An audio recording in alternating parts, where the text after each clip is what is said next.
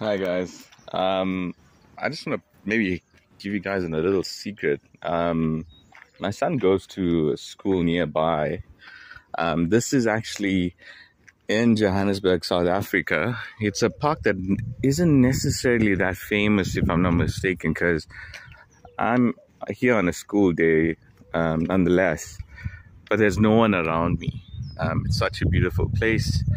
There's actually picnic facilities around here. But literally there's no one. This is part of the Johannesburg zoos. So they maintain this particular property.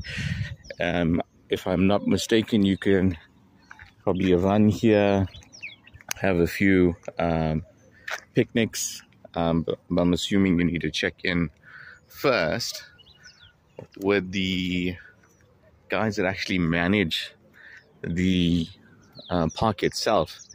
But Baloo, don't sleep on this. It is in a closed off area, but that's more so in terms of control. There's paths along here, there's benches on top.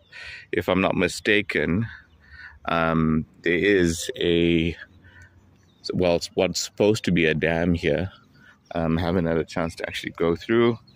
I'll quickly take you through the entry point. It's actually a bird sanctuary, if I'm not mistaken. So if you're an avid bird watcher, there's a lot of birds that you possibly could see here that may be of interest to you. So going back to the entry point now, so there's some ablution facilities here. Again, this looks like it's been established for quite some time, so it's nothing new. So male, female.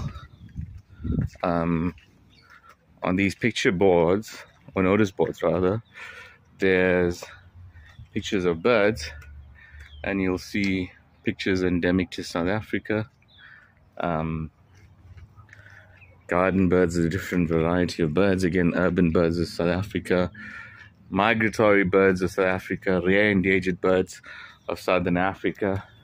I'm assuming this should have been an entry fee or donation